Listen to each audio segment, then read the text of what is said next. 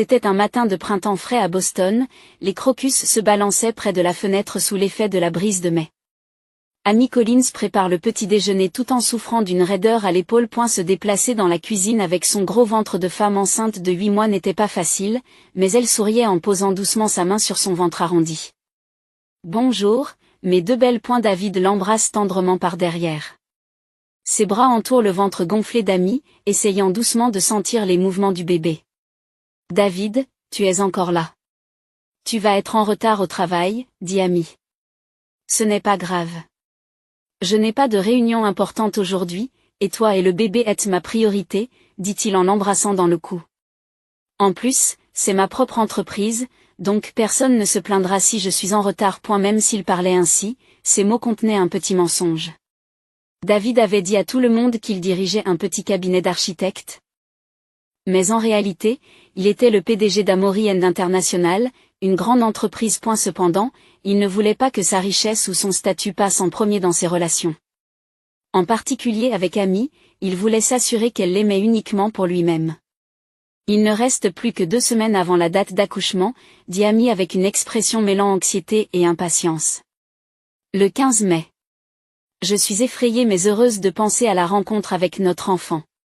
Tu seras une mère merveilleuse, a répondu David en lui massant les épaules. Je connais ta force et ta gentillesse. Amy a souri, mais il y avait une ombre dans ses yeux. Son esprit était retourné dans le passé. Quand Amy avait 10 ans et sa sœur Brooke 6, le jour où Amy avait gagné le concours d'art du comté, ses parents avaient donné la priorité à la petite compétition de natation de Brooke. Tu te débrouilles toujours bien, avait dit son père James. Brooke a besoin de prendre confiance en elle. Les choses n'ont pas changé au lycée. Le jour où Amy a remporté un concours national de design étudiant, ses parents ont assisté à la compétition de cheerleading de Brooke. Amy a assisté seule à la cérémonie de remise des prix, se sentant fière mais un peu seule lorsqu'elle a reçu son certificat. Amy? Tu m'écoutes? La voix de David la ramène à la réalité. Désolée, je réfléchissais, dit-elle. Maman a encore appelé hier. À propos de Brooke. L'expression de David s'assombrit. Qu'est-ce qui s'est passé? Brooke a envoyé des photos de son nouvel appartement avec Ryan. Maman a dit, Brooke a vraiment réussi. Construire une belle maison avec un homme si bien, soupire Amy. David secoue la tête. Ils ne comprennent pas ta valeur. Tu es une styliste talentueuse qui a construit sa carrière toute seule. Et surtout, tu es une personne merveilleuse. Amy sourit. Après avoir obtenu son diplôme à l'université. Elle s'était progressivement forgé une réputation de graphiste indépendante. Ses parents s'étaient d'abord opposés à son choix de carrière, mais Amy était restée fidèle à sa voix. Ironiquement, Ryan, le fiancé de Brooke, avait été l'ex-petit ami d'Amy.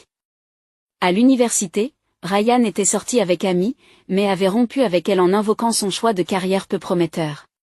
Quelques années plus tard, il a commencé à sortir avec Brooke. Amy n'en avait pas parlé à sa sœur. Non pas tant parce qu'elle ne voulait pas blesser Brooke, mais parce qu'elle ne voulait pas déterrer des souvenirs embarrassants du passé. Tes parents ne sont pas venus à notre mariage non plus, se souvient Amy. C'était mieux ainsi, dit David en riant. Ils se seraient attendus à une cérémonie extravagante, mais notre petit mariage était parfait. Leur mariage avait été simple et n'avait réuni que quelques amis proches. Les parents d'Amy avaient insisté pour que la cérémonie ait lieu dans un endroit plus respectable. Et n'y avait finalement pas assisté. Brooke n'est pas venue non plus, déclarant « Je serais trop gênée pour assister à une telle cérémonie ». Ce jour-là, le téléphone a sonné. C'était Jenny, l'amie de longue date d'Amy. « Amy, tu as entendu? Brooke s'est fiancée à Ryan. » Amy reste momentanément sans voix. « Oui, je sais. » Elle a posté sur les réseaux sociaux l'énorme bague qu'elle a reçue. Et le lieu de la cérémonie sera le Ritz-Carlton. Après avoir raccroché, Amy regarde par la fenêtre de la cuisine. Sa maison était simple mais confortable et remplie d'amour. La vie quotidienne paisible qu'elle avait construite avec David était un trésor qu'elle n'échangerait pour rien au monde. Se souvenant de la réaction de sa famille lorsqu'elle leur avait annoncé sa grossesse, Amy poussa un petit soupir. Sa mère avait dit, « Alors tu vas enfin avoir un enfant », et avait rapidement changé de sujet pour parler de la récente promotion de Brooke. Son père l'a félicité, mais a ajouté Il doit être difficile d'élever un enfant dans le petit bureau de David. Ami chuchote à son futur bébé, tu es aimé. Papa et maman t'attendent avec impatience. David s'est tenu à côté d'elle, et ensemble ils ont regardé le soleil matinal qui entrait par la fenêtre. Devant eux s'étendait une nouvelle vie et un avenir qu'ils allaient construire ensemble. Alors qu'Amy travaillait à la conception d'un logo pour un client dans son bureau à domicile, le téléphone a sonné. C'était Brooke. Amy. C'est enfin décidé, dit Brooke d'une voix pleine d'excitation. La date du mariage. J'ai posté les invitations aujourd'hui. Elles devraient arriver demain. Amy sourit devant la joie de sa sœur et demande, félicitations. Où aura lieu le mariage? À l'hôtel Four Seasons. Nous échangerons nos vœux au coucher du soleil dans le jardin sur le toit, poursuit Brooke d'une voix rêveuse. Toutes les compositions florales seront des roses blanches et roses. Et il y aura une tour de champagne. Anne. Brooke n'en finit pas d'énumérer les détails de ce mariage somptueux. Amy acquiesce de temps en temps, en pensant que cela lui ressemble tellement. Brooke parlait toujours de mode, de décoration et de beauté extérieure. Oh, et le patron de Ryan vient. Il est vice-président d'une très grande entreprise. Ce mariage devrait l'aider à obtenir une promotion, dit Brooke avec fierté. Ton mari devrait venir aussi. Même si c'est un petit bureau, je suis sûre qu'il apprendra beaucoup de choses. Amy ferme les yeux et respire profondément. L'attitude condescendante de sa sœur n'avait pas changé au fil des ans. David est très occupé, nous ne le saurons que le jour même, dit-elle doucement. En effet, elle n'a toujours pas révélé à sa famille qu'il est le PDG d'Amorçon International. Le lendemain, comme prévu, une invitation épaisse arriva. Amy sortit la carte de l'élégante enveloppe couleur crème, où la date et le lieu étaient écrits en caractères élégants. Ses yeux sont fixés sur la date, 15 mai. C'était la date de son accouchement. David. Amy tendit l'invitation à son mari, les mains tremblantes. Regarde. David regarde l'invitation, puis lève les yeux vers sa femme. Ce n'est pas ta date d'accouchement? Oui, Amy s'est effondrée sur le canapé. Elle est au courant. J'ai dû le lui dire. Quand j'ai annoncé ma grossesse, j'ai mentionné la date d'accouchement. La colère se lit sur le visage de David. On dirait qu'il ne considère pas ta grossesse comme très importante. Certainement pas. C'est peut-être une coïncidence, dit Amy, même si elle n'y croit pas elle-même. Quoi qu'il en soit, je vais appeler maman. Charlotte Collins répondit à la 3e sonnerie. Amy, as-tu reçu l'invitation? N'est-ce pas charmant? Brooke a tout organisé à la perfection. Maman, le mariage est le 15 mai, dit Amy à voix basse. C'est la date de mon accouchement. Il y eut un moment de silence à l'autre bout du fil. Oui, dit Charlotte maladroitement. Mais il est rare que les bébés naissent exactement à la date prévue, n'est-ce pas? Ils sont soit en avance, soit en retard. Pourtant, je serai dans mon dernier mois. Amy, la voix de Charlotte est devenue froide. Brooke a négocié avec l'hôtel et les vendeurs pendant des mois. Cette date ne peut pas être changée. Il se peut que je ne puisse pas venir, dit Amy. Je serai juste avant ou après l'accouchement. L'accouchement ne dure que quelques heures, déclare Charlotte. Viens juste après. Il est tout à fait naturel qu'une sœur assiste au grand jour de sa cadette. Amy sursaute. Maman, ne dis pas ça. Amy, tu penses toujours à toi en premier. Tu donnes la priorité à ton confort plutôt qu'aux événements familiaux importants. Après avoir raccroché, Amy a raconté à David la conversation avec sa mère. En pleurant. Il ne se soucie vraiment pas de moi. David prend sa femme dans ses bras, réprimant sa colère. Tu n'as rien fait de mal. L'accouchement est l'un des événements les plus importants de la vie. Les gens qui minimisent cet aspect sont ceux qui ne respectent pas la famille. Ce soir-là, Brooke a également appelé. Amy, j'ai eu des nouvelles de maman. Tu as vraiment l'intention de ne pas assister à mon mariage? Brooke, c'est la date de mon accouchement, explique Amy d'une voix fatiguée. Le médecin m'a dit de me reposer. Les dates d'accouchement ne sont pas fiables, a dit Brooke d'une voix irritée. Et il y a les apparences à prendre en compte. Toutes nos tantes viennent. Il serait étrange que seule ma sœur n'y assiste pas. Il faut absolument que tu viennes. Je vais y réfléchir, dit Amy. Elle n'avait plus d'énergie pour parler davantage. Le lendemain, Amy a raconté sa situation aux amies de son cours prénatal. Elles se sont toutes montrées choquées. Tu plaisantes, n'est-ce pas, dit Maria, les yeux écarquillés. Assister à un mariage juste après avoir accouché, c'est insensé. Ta famille est terrible, dit Jessica en secouant la tête. Je n'irai jamais. Des retours chez elle, Amy consulte son obstétricien, le Dr Green. D'un point de vue médical, je ne recommande pas d'assister à des événements sociaux immédiatement après l'accouchement, a déclaré le médecin. Le rétablissement prend du temps, surtout pour les femmes qui accouchent pour la première fois. Votre santé et celle de votre bébé sont prioritaires. Lorsque David est rentré du travail, il lui a pris les deux mains et lui a dit d'un air sérieux, « Dois-je leur dire ?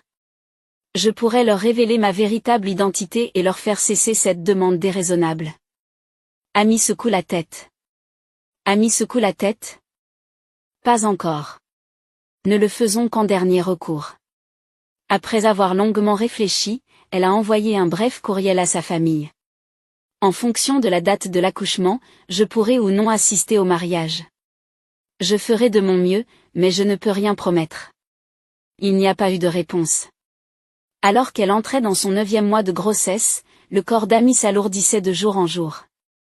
David a pris en charge les tâches ménagères pour qu'elle puisse se reposer et a commencé à prendre des décisions importantes pour l'entreprise depuis la maison. « David, ton entreprise va bien ?» demande un jour Amy. « Avec toi qui prends tant de congés ?» David sourit. David sourit. « Tout se passe bien.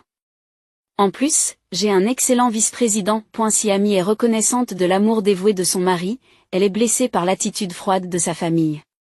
Un soir, elle pleurait doucement dans son lit. « Qu'est-ce qui ne va pas ?» demande David en essuyant ses larmes. « Peut-être que je devrais y aller après tout, » dit Amy d'une petite voix. « Mais j'ai peur. Avec un corps qui vient d'accoucher.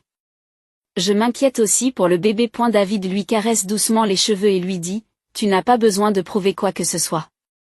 Une vraie famille comprendrait ta situation. » Amy réfléchit profondément à ces mots. Qu'est-ce qu'une vraie famille ? Tout au long de sa croissance, elle a toujours essayé d'obtenir l'approbation de sa famille, mais elle s'est toujours sentie inadéquate. J'ai décidé, dit soudain Amy, d'y aller.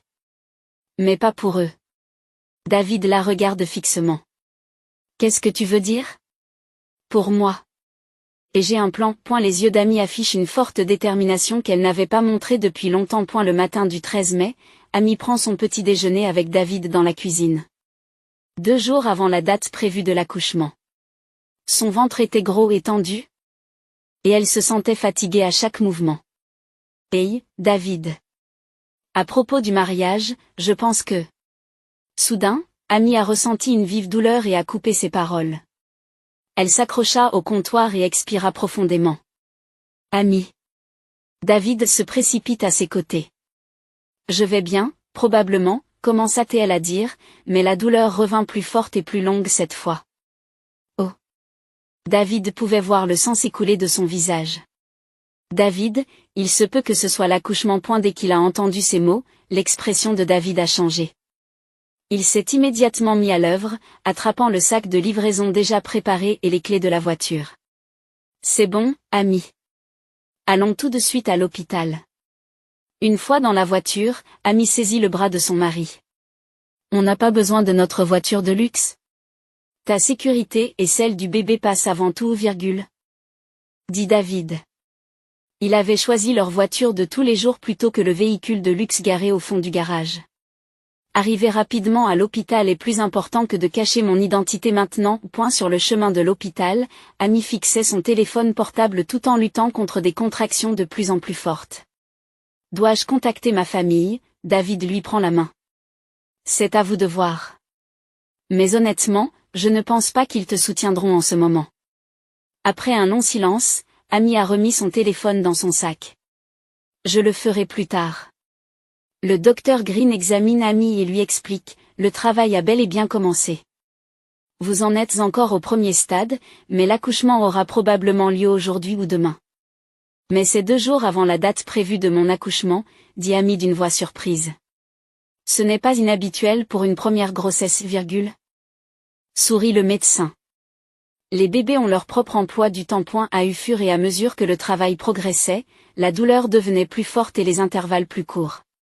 Amy a essayé de retenir ses cris à plusieurs reprises. Les infirmières lui ont prodigué des encouragements et David a continué à lui tenir la main. Tu es si forte, dit David en essuyant son front en sueur.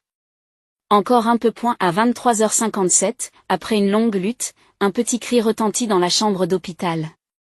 Félicitations, c'est une fille, annonce le docteur Green. Amy a souri malgré son visage épuisé et a pris le bébé dans ses bras. Un petit visage, de petites mains, des lèvres parfaites. Elle a murmuré à travers les larmes, Olivia, notre Olivia. Les yeux de David brillaient également de larmes. Elle est parfaite, tout comme toi. Ce soir-là, le téléphone portable d'Amy a sonné. C'était Brooke. Après avoir hésité, Amy a fait signe à David de répondre avec ses yeux. Bonjour, c'est David. Oh, David. Où est Amy? La voix de Brooke avait une pointe d'irritation. Il y a une dernière répétition demain. Je dois confirmer quelque chose avec Amy. David regarde Amy. Elle secoue légèrement la tête. Amy se repose en ce moment. Si vous avez un message, oh, allez. Brooke ne cherche pas à cacher sa colère. Est-ce qu'elle prévoit de venir à la répétition demain et au mariage après-demain? Je veux qu'elle soit claire. David prend une grande inspiration. Brooke, je te donnerai des détails précis demain. Je ne peux rien dire de précis pour l'instant. Pourquoi?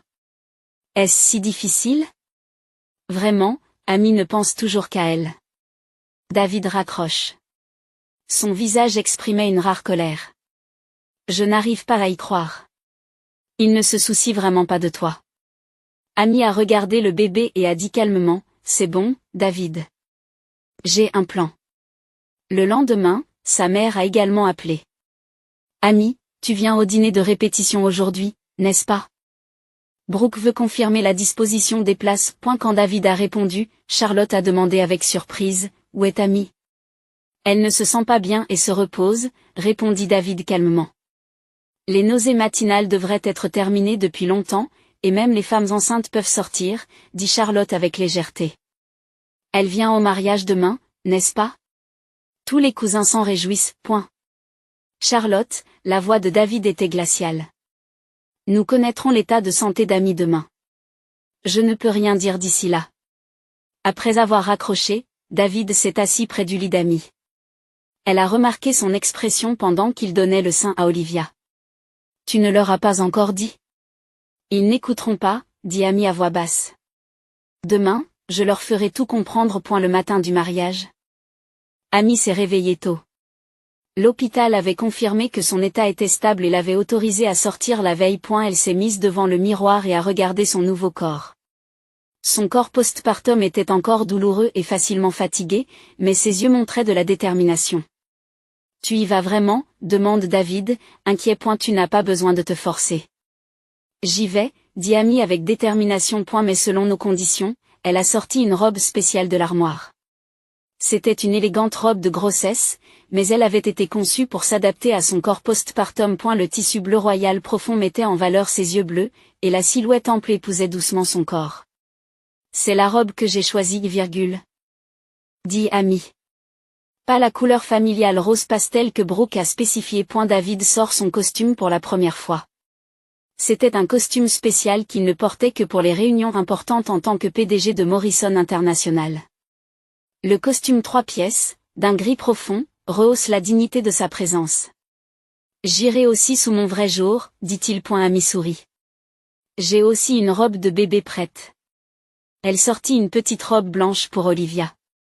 Elle était élégante, avec des bordures en dentelle et un petit bandeau. Ils se sont préparés en silence, ont pris Olivia dans leurs bras et sont montés dans la voiture. Cette fois, c'était la voiture de luxe de David. Une entrée appropriée pour le PDG de Morrison International, dit Amy en riant doucement. Lorsqu'ils sont arrivés à l'hôtel Four Seasons, les valets se sont montrés surpris par leur voiture. Amy a pris une grande inspiration et est sortie de la voiture en tenant Olivia. David la soutient par le bras et se dirige vers l'entrée de l'hôtel avec dignité. À la réception, une femme élégamment vêtue enregistrait les invités. Votre nom, s'il vous plaît, dit-elle en souriant. Amy Morrison, répond Amy. Avec mon mari David et ma fille Olivia. Et la réceptionniste vérifie la liste et affiche une expression de surprise. Êtes-vous la sœur de mademoiselle Collins? Oui, je le suis. Je vois, dit la femme d'un air confus. La cérémonie se déroule dans la grande salle de bal au 5e étage. Alors qu'ils entraient dans l'ascenseur, Amy serra secrètement la main de David. Prête? Si tu le es, dit-il en lui embrassant doucement la main. Lorsqu'ils sont arrivés sur le lieu du mariage, de nombreux invités étaient déjà assis. Lorsqu'Amy est entrée en tenant le bébé, la salle est devenue silencieuse. Tous les regards se tournent vers elle et les murmures de surprise se propagent. Les parents, assis au premier rang, se sont retournés et leur visage s'est visiblement vidé de son sang. Charlotte s'est figée, la bouche ouverte, et James est resté à moitié debout. Brooke, qui sortait de la salle d'attente de la mariée, remarqua le silence soudain et se retourna. Voyant Amy dans sa robe de mariée, elle pâlit. Amy. Pourquoi es-tu ici? Demande-t-elle d'une voix tremblante. Amy a répondu avec une expression calme, mais d'une voix qui transmettait une force intérieure. L'accouchement ne dure que quelques heures. J'ai fait ce que maman m'a dit. La belle robe de mariée de Brooke scintillait comme de la soie avec son ourlet de dentelle qui s'étalait sur le sol, mais son expression était contorsionnée par la confusion et la colère. Qu'est-ce que tu fais? Dit Brooke à voix basse. Pourquoi as-tu amené un bébé? Tout le monde regarde. Charlotte et James se sont immédiatement précipités, essayant de conduire Amy et sa famille dans un coin de la salle. Amy, tu... Charlotte est choquée. Quand? Comment? Hier soir, maman, répond Amy calmement. Comme tu l'as dit, l'accouchement n'a duré que quelques heures. C'est à ce moment-là que David entre. Son apparence contrastait fortement avec son image habituelle d'architecte modeste, plein de dignité et d'assurance. Son costume sur mesure épousait parfaitement son corps et sa démarche semblait changer l'air de la pièce. Debout à côté d'Amy, David déclare tranquillement.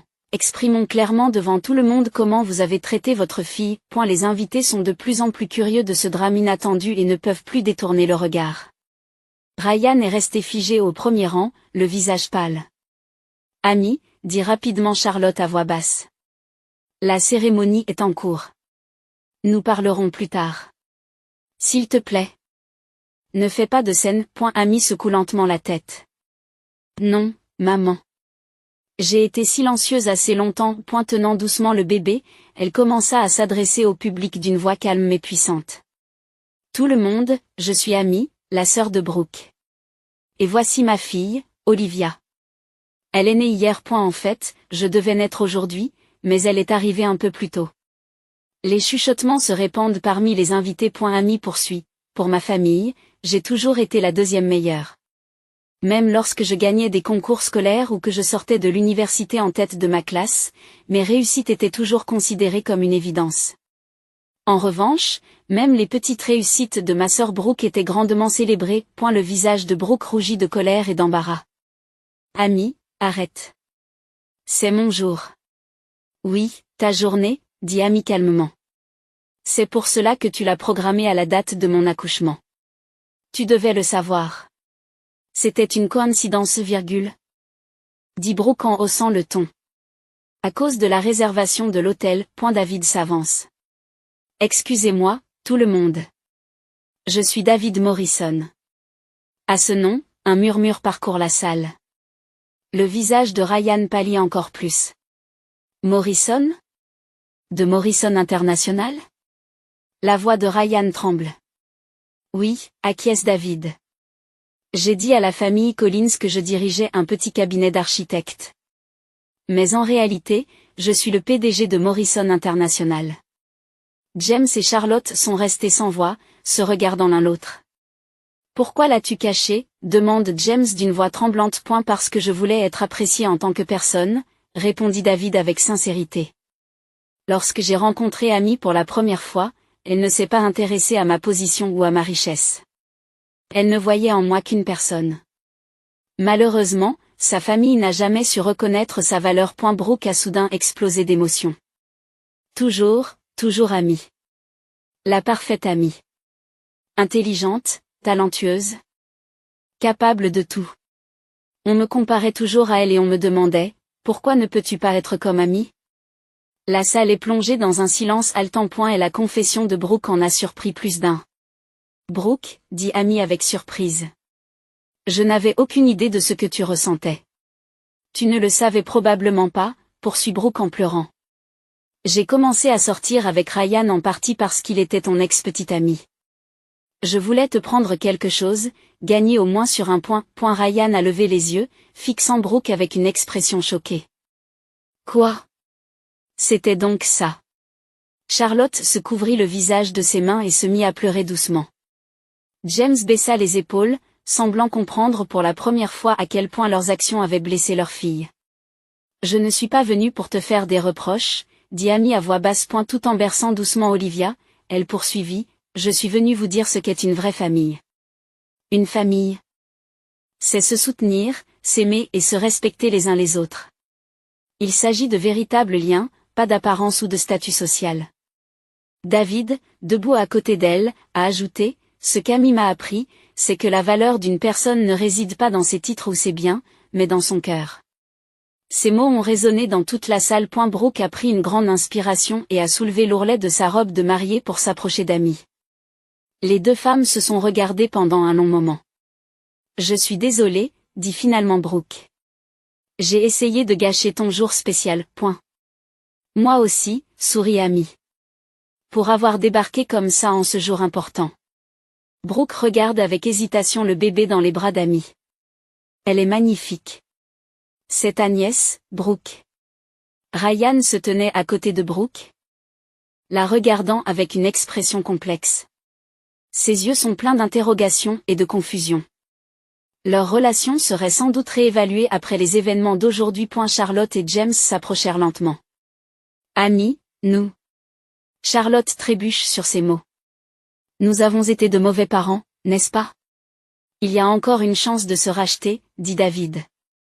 Aujourd'hui pourrait être un nouveau départ. L'atmosphère dans la salle commence à changer. Le choc et la tension initiaux se transformaient en quelque chose de nouveau, quelque chose de plus proche de la vérité. Amy a souri légèrement et a embrassé le front d'Olivia. Aujourd'hui, c'est le mariage de Brooke. Nous devrions le fêter. Brooke essuie ses larmes et acquiesce. Joyeux anniversaire, Olivia. Les voix se chevauchent et les sourires s'affichent. Le grand salon d'Amy et David était décoré pour le premier anniversaire de leur petite fille. Des ballons pastels se balançaient au plafond et des lettres de joyeux anniversaire ornaient les murs. Par les fenêtres, on aperçoit la magnifique ligne d'horizon de Boston, et la lumière du soleil de mai illumine brillamment la pièce. La maison des Morrison était luxueuse, mais aussi chaleureuse et accueillante. Olivia était assise à une petite table, examinant avec curiosité le gâteau d'anniversaire qui se trouvait devant elle. Ses cheveux étaient ornés d'un petit ruban, ses yeux bleus ressemblaient à ceux de David et son sourire à celui d'Amy. On sonna à la porte et Amy se dirigea vers l'entrée. En ouvrant la porte, elle trouva ses parents et Brooke debout avec des cadeaux dans les mains. Désolée d'être en retard, dit Charlotte d'un air un peu nerveux. Les routes étaient bondées. C'est bon. Maman. Nous avons juste apporté le gâteau, sourit Amy en les invitant à entrer. Beaucoup de choses avaient changé depuis ce jour, il y a un an. Les dîners familiaux hebdomadaires avaient commencé et Charlotte s'efforçait de nouer une relation avec Olivia. En tenant sa petite fille dans ses bras, elle affichait une expression de douceur qu'elle n'avait jamais montrée auparavant. James se tient à côté d'Amy et lui dit d'une petite voix, « C'est une fête merveilleuse. » Merci, papa, répond Amy. Leur relation n'était pas encore totalement réparée, mais James avait reconnu ses erreurs et s'était sincèrement excusé. Plus important encore, il avait commencé à reconnaître le talent et la force d'Amy pour la première fois. Brooke salua Olivia. Elle était venue seule.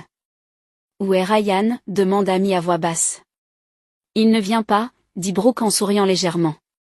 Nous avons décidé de divorcer. Brooke. C'est bon, dit-elle en haussant les épaules. Nous nous sommes mis ensemble pour de mauvaises raisons. Il a accumulé des dettes pour mon statut et mes apparences, et j'ai essayé de l'épouser pour t'enlever quelque chose.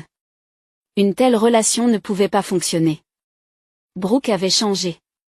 Une nouvelle lumière habitait ses yeux, et son arrogance d'antan avait disparu. J'ai trouvé un nouveau travail, poursuit-elle. J'ai quitté la marque de luxe et je travaille maintenant dans une petite galerie. Le salaire est moins élevé, mais chaque jour est gratifiant. Amy serre sa sœur dans ses bras.